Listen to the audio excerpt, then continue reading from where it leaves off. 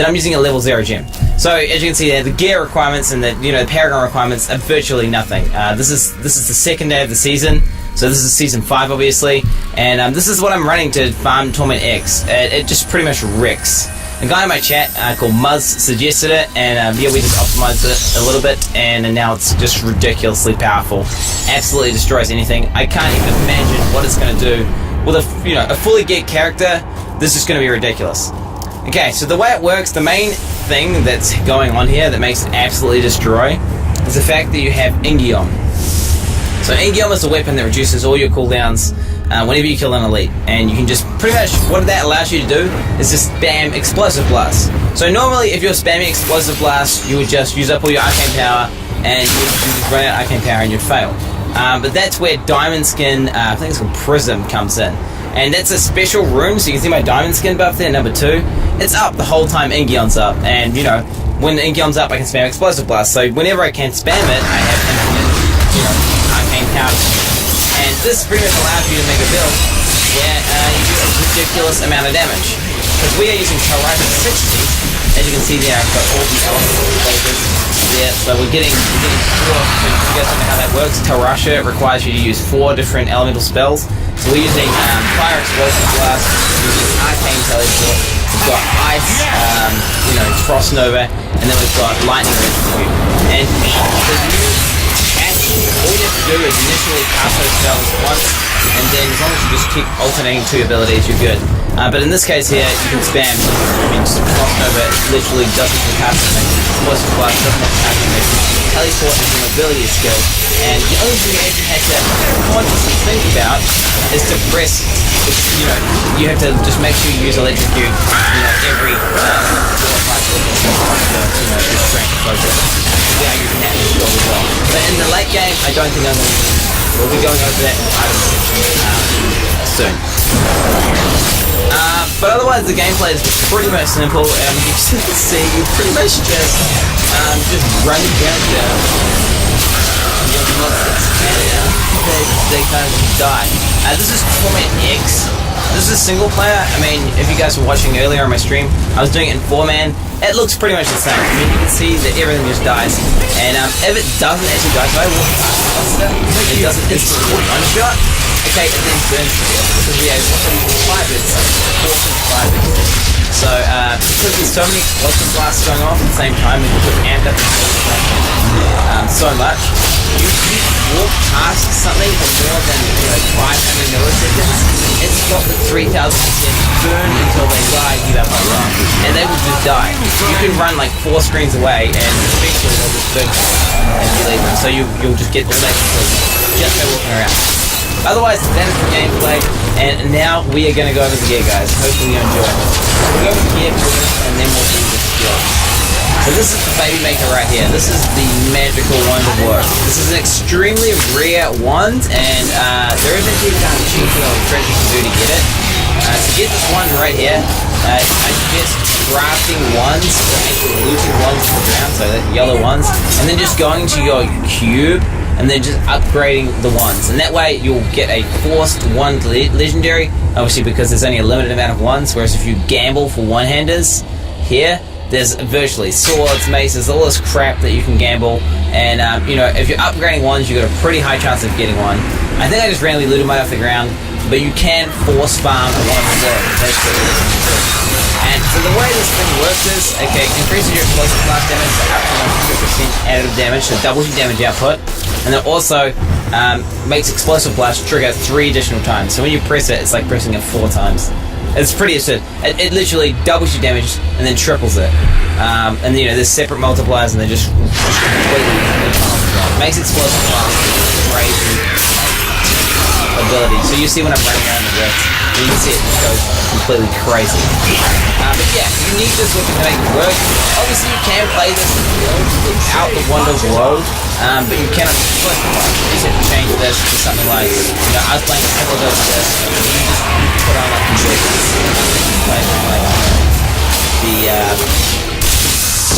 bad boy called the Death Wish. Or if you had like the Twister sword, you could change that to Twister and use the Twister. But the difference between Convergence and the one that blows it up, it's night and day. It's completely overpowered. When I went to this, I think my damage maybe what's it called, if not, like, I kind of slowly kind of leads globally. I can kill a Rip Guardian in less than 2 seconds. It's really ridiculous. So you really do want the ones, and if you're trying to make this build, I'd suggest upgrading ones. Okay, so then we'll go over the other gear now. So we're using Firebird's boots, Firebird's offhand. I wouldn't get Arcane Tower on bricks, it's really not needed. I just have ran out of materials, and I just reroll this thing. You know, the green one approach, fine damage, crit chance, and then explosive blast damage. Honestly, that is good chest. Oh man, you get all cooldown reduction, whatever. CDR is really good as well. Teleport, explosive blast during Ingion downtime. So then we're using Tarash's pants. We're using a gold wrap. So a gold wrap, you guys know gold wrap works when you pick up gold. It gives you armor. And you're picking up gold all the time. Due to the water, yeah, this is it. Use this combo. You will not survive without this combo. With your character in Pure Draco, you see I have 8 million toughness. It's virtually nothing, right? You get global. But if you just walk into the rift, you kill a monster, pick up some gold, you then go into the billions, and you know, just ridiculous. You can go like 40 billion, 40 trillion, I don't even know. The numbers are just absurd. They're so extra sometimes. Okay, so that is the combo there. The gold wrap with the boom of water. Okay, then we need Tarash's chest. You want explosive blast on the chest, obviously, because that explosive blast damage makes you do a little bit more. That is additive with the the 1 damage, your other skill damage. We're then using Tarash's helmet. These are pretty much the dream rolls. Obviously, you want 6 crit though. Firebird's pinions, Firebird shoulders. You want explosive blast damage on the shoulder pads. Cooldown reduction. Resource cost reduction is really not needed. Tarash's gloves. These are pretty much the best rolls you can get. Obviously, it's ancient, it's lovely, but that's not the case. We're then using Nemesis braces. Pylon. Some is a champion pack. Okay. This is really, really important because you're going to be using Ingion with Cube, right? So Ingion, is the weapon that means you kill an elite pack, you gain the cooldown reduction. This means you get an extra Ingion from. Increase the uptime of Ingion, which means you make up. When Ingion comes up, that's when you do crazy damage. When it's not up, you do very mediocre damage. It's not mediocre, it's like average. Right? Okay, we're then using Tarash's amulet. This is a horrific one. You really want one that has crit, fire damage, obviously, that would be the dream. Got focus and restraint here. Probably the dream rolls for focus and restraint would be crit cooldown and crit cooldown. You want as much cooldown as you can get. Pretty much, you want to be minimum 50% cooldown reduction for this build. Minimum. And yeah, as far as gems go, I really would not suggest using Band of the Powerful. I was just using Band of the Powerful. This is what I was using for the video. This is the level 0 gem. You can see here, it's literally level 0. And if you're going to level gems up, okay, so at early game, Taeguk will be the best, right? Early game, this will be really, really powerful because if you have over 50% cooldown reduction, if you're just spamming Explosive Blast, you will never drop Taeguk ever because the cooldown will be less than 3 seconds and you're going to easily maintain Taeguk without even you just spam this button and you'll just never drop Taeguk ever, okay? And this is the best gem for doing damage. For pure mobility, so when you're really high Paragon and you've got really good gear, then you want to use Wreath of Lightning because that's going to give you more mobility and more movement speed. Obviously, Bane of the Trapped is the other gem we're using. That is just a straight up, damage multiplier. The secondary procs the primary, so the 15-yard aura that slows enemies procs the primary effect, and it just increases all your damage output by 39%. Sometimes only 80, which is pretty low this season. And then Bloom the Water, as we've said. I think it's worth noting, 100% worth noting, in-game as well, you're not going to need focus and restraint. This is not required. I am intending to switch these rings out. When I'm about to Paragon, I think Paragon 1,000 plus, so that'll be in like a couple days or something. I'm going to be using Average Band, so that is an Act 3 ring. Average Band, so that means when you pick up gold, you pick up radius. This is the globe pickup radius. which means you can pick up globes and you can deliver faster, and that makes the build a lot better. So definitely, I'd say if you're overpowering 1000, seek out an Everest band immediately, equip that there, and then your other ring doesn't really matter too much. Definitely something like a Soj, so one of these.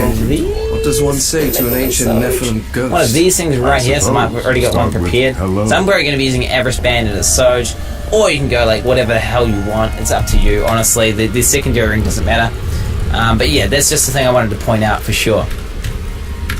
As far as your cubes going, you have Ingium. Obviously, this is what makes the whole build work. So your skill cooldown is reduced by 10 seconds for 15 seconds after killing Elite Pack. That means your explosive blast, with a 6-second cooldown, has no cooldown, and you just spam it. And that's what makes the whole build so powerful. Because this thing has a 15-second cooldown. This bad boy has a 6-second cooldown. If you have bigger CDR in your character, spam both of these 100% when the EM pops up, and that's what makes the build so powerful. That is the secret combination that my mug figured out, and it's ridiculous. We're then using with the arm guard. This is just really destroy a virtual object. Again, short burst of speed. This is up like all the time because you're just constantly radiating explosions. Everything's crazy. You can totally. I was experimenting with a few things. Go to the ones that I can do this. So this again, arm guards for the movement speed. Hexing pads and Mr. Yan, these are very good as well. 20%, 25% generation and damage. It's really cool. It's really badass. But what's worth noting, if I was going to use hexing pads, there's actually a better thing you can do. You can actually put gold wrap into the cube, and then you can equip a Syndicote. But this is like a backup if you don't have a Syndicote. And then also Gloves of Worship. This is really good if you're doing really, really fast runs with a 4-man group, and you're going to have constantly having loads of shrines. Because you don't actually have to click the shrine. If someone else clicks it, you get a 10-minute shrine buff. And that means you get the movement speed shrine, you get the experience shrine, whatever, for 10 minutes. It's pretty nice. You can pretty much use anything in the slot as long as you have a gold wrap equipped. And then this ring is locked down. You need a ring of grandeur. Obviously, if you're using the Everest band on this here, you can put the ring royal here and then have whatever you want in there. But yeah, for this particular setup, for Focus Restraint, you need a ring royal in order to complete the 4-piece, 5-piece, and 6-piece cover after the set. Okay, let's go over the skills now. So, as we've been over, we're using Talrasha sets. That's Talrasha 6-piece. To proc this Talrasha 6-piece, you have to use a fire, you have to use an arcane, and a lightning, and a cold spell, right? So you have to use 4 different elements. So we're using lightning blast. This basically procs the lightning force of Talrashas. You can use whatever spell you want. I just use this one here because in order to proc Focus Restraint, you actually have to hit enemies. So this one here has a very high chance of hitting an enemy because it has insane range, and it will just go through anything, So it's really nice. But you can use whatever. I think this is another good one here. Piercing Orb. This is another really powerful because that's just like a big thing that just goes around, hits everything, has loads of range. It's pretty much the same thing, right? Doesn't really matter what you use. You're just using it to proc your Talrasha set. Not for the Meteor. That's for the 500% damage buff. For every elemental attack, you get 500% damage, 500% damage, 500% damage. Now it's done. Okay, so now we explore Scramble. Obviously, because we use the gold wrap, boon to the water combo. Abilities. You can use this for 25% movement speed. You can play that. Better right here. You can probably do that. 25%. Explosive blast chain reaction. This is the really ridiculous OP rune. It does 1.5k damage, and it just means you can constantly radiate explosions. Energy just like and because you're doing so many slow damage explosions, and they're multiplied by on a low explosive blast damage, the second you get in range of anything while Beyond's up, you're actually going to hit them so many times that you're going to instantly proc the force of your Firebirds. When I say proc it, you're going to get 3000% burn until you die and debuff on the enemy. Which means you can just run along actually knowing, okay, I've ran past that monster, take it. You can just leave it. So make sure to check your map every now and then. Make sure that sometimes you'll leave something and then a little period will go. make sure you check that it's going. We're then using Diamond Skin Prison. So this is the Diamond Skin room that makes the whole thing well. It's the arcane camera will build by 9, and then you can actually spam explosive guys. The build does not work without this. We're not using it for the arcane camera, we're using it for the Diamond Skin. I mean, it's pretty nice, man. You just spam that's the actual use of the arcane camera. Then using Teleport Calamity, not for the damage, it's purely there because you can see there half short range wave of force upon arrival with damage. It's an arcane spell. That's not to go around you. That's what that's for. Otherwise, we can then we're using Frost Nova, Frozen Mist. This is the only real Frozen Nova that actually procs, because I would not use Frozen Mist if I didn't have to. I would use it for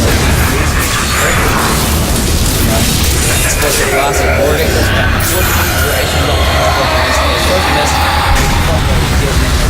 And that's the only way you can make Frost Nova proc Tarashes.